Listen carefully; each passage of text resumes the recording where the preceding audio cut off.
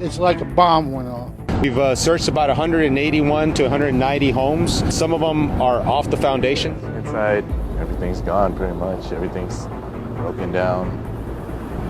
Everything's toppled over. Pretty much have to leave at this point. We moved into a recovery phase right now. It's going to be meticulous. It's going to take some time. They're going to board everything up. That way, nobody comes in and takes anything. Glass shattering and coming in and all over the house, things falling off the wall. I thought a plane crashed on top of the house. And tonight, this is what remains of Watson Grinding and Manufacturing after a deadly blast this morning. And we now know the names of the two men killed in the explosion, Frank Flores and Gerardo Castorena. Good evening to you. I'm Mia Gradney. Tonight, we have team coverage on the blast in Spring Branch. But first, just into our newsroom, a statement from Watson Grinding and Manufacturing.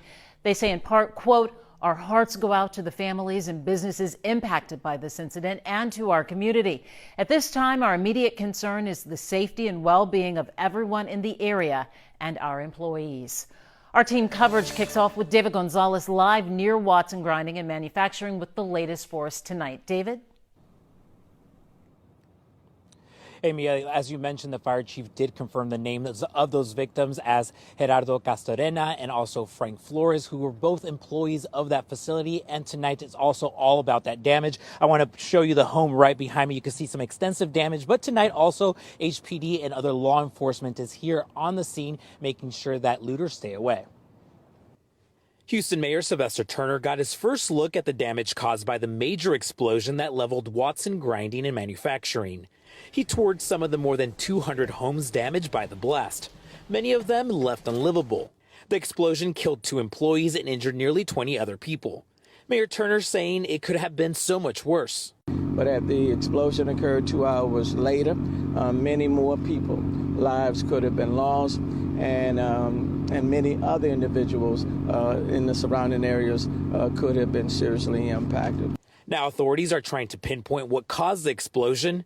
ATF says they're bringing in their national response team to figure that out. Certified explosive specialists, certified fire investigators, forensic chemists, mappers, K-9 units, interview team. It's a team full of specialists. Houston Fire says they have a good idea where the explosion started, but they aren't willing to say just yet because they want to leave all of their options open. The mayor says the facility had been here since 1972, and many of the communities were built around it. It would be irresponsible on our part not to evaluate and assess what is taking place here today and to do everything that we can to mitigate the risk of future explosions of this kind to the extent we can. The city says all things have to be considered moving forward in a changing city to protect residents. The investigation of the debris field is expected to take several days, and meanwhile, state leaders are going to be reaching out to FEMA as well, looking at the possibility of getting some federal aid. Back to you.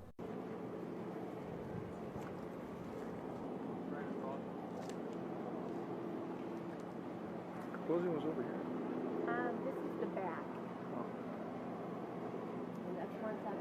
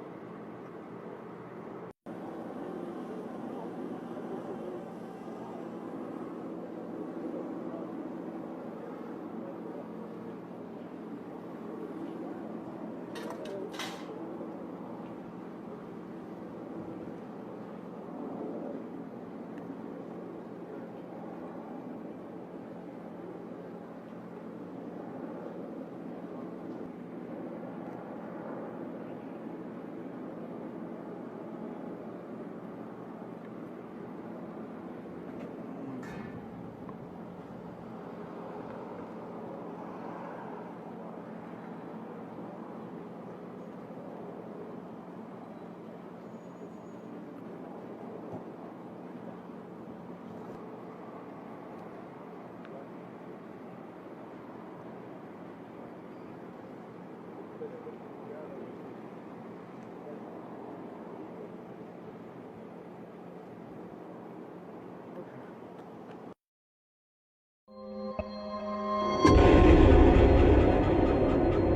got a report at the 911 center about an explosion here. Glass just shattering and flying through the house. It's like a bomb went off. The ceilings are caving in and the ceiling fans are falling out. It's insane. We have a fear of a secondary explosion, and we need y'all to get out of the area. We know that this is a very powerful blast. I say, oh my God. The debris area is about at least a quarter mile. Every step you're taking in the house, you're walking on glass. I woke up, there was glass on my face.